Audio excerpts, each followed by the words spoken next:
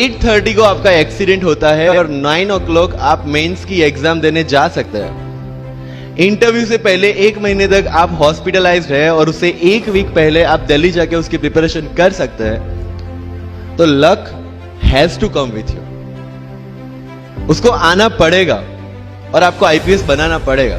मैं एग्जाम के लिए निकला, मेंस मेरा था, सुबह GS3 का पेपर था। 8:30 को मेरा स्कूटी स्लिप हो गया, मेरा लिगामेंट इंजरी हो गया, लेफ्ट हैंड में इंजरी था, सीट से ब्लीडिंग हो रहा था। लेकिन मेरे पास 2 ऑप्शन थे। मैं खड़ा हुआ, मैंने देखा, okay my right hand is safe and I decided I will go to the exam hall and write the exam.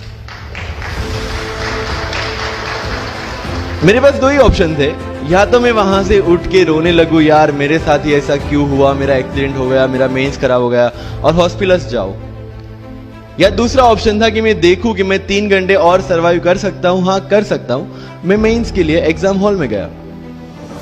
ये जितने भी फोटोग्राफ्स लगे हैं, सर ने जैसे बताया कि जितने भी इंसान सक्सेसफुल हुए, अगर आप उसकी लाइफ स्टोरी देखेंगे तो कहीं ना कहीं एक मोमेंट आता है जहां पे वो इंसान की जो स्ट्रगल है वो पीक पे हो जाते हैं। वो इस मोमेंट पे आपको डिसाइड करना है कि आपको वहां से यू टर्न लेना है या आपको वहां से आगे निकलना है। इन सब लोगों ने डिसाइड किया कि उनको वहां से आगे निकलना है। एंड दैट इज द फंडा ऑफ लाइफ।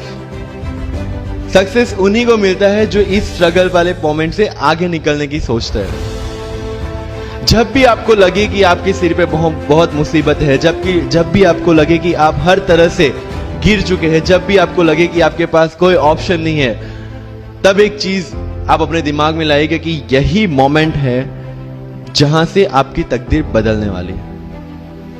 क्योंकि डायमंड जो होता है वो जितना ज्यादा घिसता है उतनी ज्यादा उसकी वैल्यू होती है। सोना जो होता है वो जितना ज्यादा तपता है उतनी उसकी वैल्यू होती है। अगर आप जिंदगी में तप रहे हैं, अगर आप जिंदगी में घिस रहे हैं, अगर आपको लग रहा है कि आप हर तरह से मुसीबतों में गिरे हुए हैं, तभी आपकी जो वैल्यू है वो बढ़ने वाली है।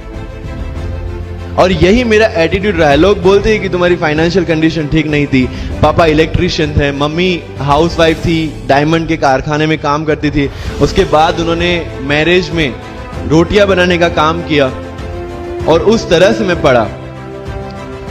लेकिन जब मुझे पूछा जाता है कि ऐसी कौन सी चीज है आपकी लाइफ में जो आप बदलना चाहते हो, एंड आई सेड नथिंग। क्योंकि अगर वो चीजें नहीं होती मेरी लाइफ में तो शायद आज आपके सामने में नहीं होता। तो अगर लाइफ में प्रॉब्लम्स है, अगर लाइफ में स्ट्रगल है, जैसे सर ने बताया struggle is a part of life and I strongly believe in that. Bharat वर्ष का सपना चंद्रगुप्त ने देखा, चाणक्य ने देखा, और उस भारत वर्ष को बनाने के लिए जब ये संघर्ष जारी था और तब राजा धनानंद की डॉटर दूरदराज से चंद्रगुप्त को प्यार हो जाता है, और जब चाणक्य उनको बोलते कि नहीं तुम्हें उससे दूर रहना है, तब चंद्रगुप्त बोलता है आचार्य कभी कभी सोचता हूं कि जिंदगी में या ये भारत के सम्राट बनने के लिए इतना त्याग, इतना बलिदान ना देना होता तो। और तब चाणक्य रिप्लाई करते हैं तो हर कोई भारत का सम्राट होता। This is the fundamental rule of life.